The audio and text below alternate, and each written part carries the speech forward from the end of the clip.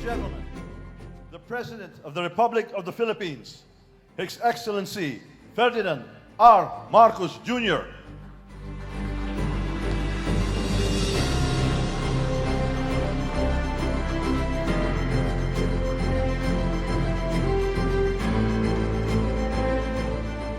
Thank you, Speaker Martin Romualdez, for your introduction. Please take your seat.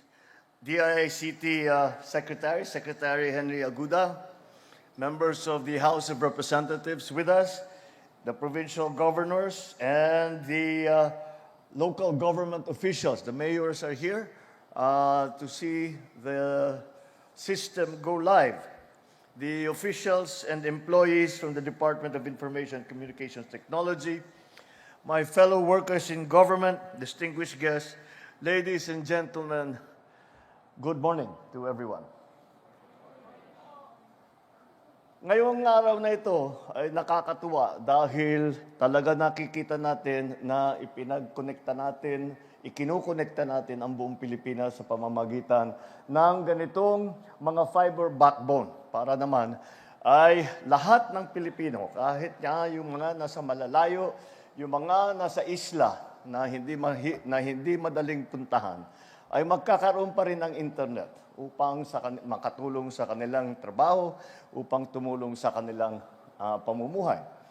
Dahil sa panahon ngayon, hindi na privilege ang pagkakaroon ng access sa mabilis na internet. Ito ay pangangailangan na. Kailangan ito sa pag-aaral, sa trabaho, sa negosyo, at para mapanatili ang koneksyon sa mga mahal sa buhay. Ngunit, ang katotohanan din, ang hindi pantay-pantay ang access ng internet ng mga Pilipino. May ilang bahagi ng bansa na hindi pa rin naabot ng signal, kaya napipilitan pang bumiyahe ng malayo para maghanap ng signal. Kaya narito kami ngayon upang mailapit ang internet para sa lahat, lalo na sa mga nasa gidas, yung mga isolated and underserved areas. Mga kababayan, ang pinapasinayan natin ngayong Phase 2 at Phase 3 ng National Fiber Backbone ay tulay ng impormasyon at ng serbisyo mula sa hindi lamang sa pamahalaan kundi sa ating mga gusali, sa ating mga kababayan. Dahil dito, halos 1,800 kilometro ang nailatag para sa bagong fiber network na ito.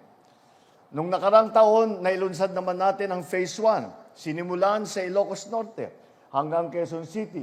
Higit naman na 1,000 kilometro ng high-speed fiber ang linagay at linatag. Ngayon, pinapalawak pa natin ang programang ito sa Cagayan Valley, sa Calabarzon, sa Bicol, sa Eastern Visayas, Central Mindanao. Dahil dito, mahigit 600 tanggapan ng gobyerno ang magkakaroon ng mabilis at maaasahang internet. Mapapakinabangan ito ng halos 17 milyong Pilipino, 17 million Filipinos. At kapag buo na ang National Fiber Backbone, maaari pang mabawasan ang gastos ng mga telco at internet provider dahil may sarili na tayong infrastruktura.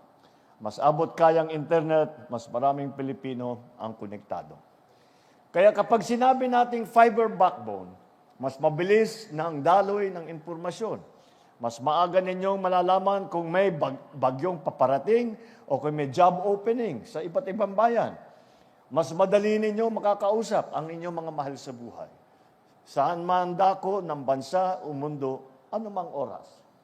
Sa tulong na ito, makakahanap kayo ng mga online buyer para sa inyong paninda. Makakapagpanood din kayo ng mga online tutorial kung paano magluto, magnegosyo, paano magtanim. At dahil din sa mas maayos na koneksyon, maaari nang makasabay ang bawat Pilipino sa balita sa buong mundo. Ito po ay tinatawag nating digital bayanihan. Ito ang isama-samang pagkilos ng pamahalaan, pribadong sektor at bawat Pilipino para siguraduhin walang maiiwan sa digital world. Kapag may wifi o data man sa bahay at bayan at gumagamit kayo ng mga online services, kasama kayo sa kilusang ito na gawing mas konektado ang bagong Pilipinas. Alam ko, marami pa tayong kailangan ayusin, pero hindi na rin tayo babalik sa nakaraan. Kaya dapat mas pabilisin pa, mas palawakin pa, mas gawing abot kaya ang teknolohiya para sa lahat ng bawat isang Pilipino. Pero habang pinapalawak natin ang koneksyon sa bansa gamit ang mga fiber optic cable, huwag natin kalimutan ang koneksyon sa lupa. Alam ko pong ramdam ninyo ang abala rito sa Leyte dahil sa kalagayan ng San Juanico Bridge. Mahabang pila, mabagal ang biyahe, maraming naaabala. Ngunit nabawasan na yung pila. Yung iba nag-aantay nung una kaming nag-inspeksyon sa San Juanico,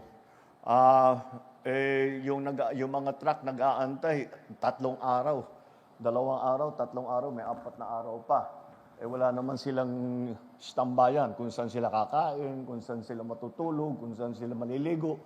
Kaya pinilit namin mas mabilis. Kaya't ngayon, ang report sa akin ng Coast Guard kahapon lamang ay yung essential goods dahil inuuna natin yung mga perishable, yung maaring masira, mabulok. Inuuna natin, ang waiting time na lang daw para doon sa mga perishable, nag-aantay na lang sila na isa, mahaba na yung 2 oras. Para sa naman non-perishable, 2 oras hanggang 3 oras, mahaba na yung 4 na oras. Kaya binabawasan talaga natin. At kailangan talaga nating tulungan dahil hanggang Mindanao, nararamdaman nung sinara, nung biglang nasara ang San Juanico Bridge to commercial traffic. Kaya sa DPWH, talagang tinutulak natin sila na bilisan ang retrofitting. Tapos, para matapos agad ng maayos. Kanila, by the end of this year, yung San Juanico, kaya na ang 12 tons na tatawid. Kaya pa sa 12 tons, pwede na ang bus, pwede na yung mga van, pwede na yung mga, hindi pa pwede siguro yung mga malalaking truck.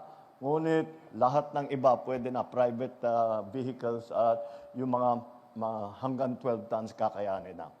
May higit kalahating bilyong piso na pondo ang nakalaan para maibalik sa 12 hanggang 15 metric ton ang load limit sa susunod na Disyembre.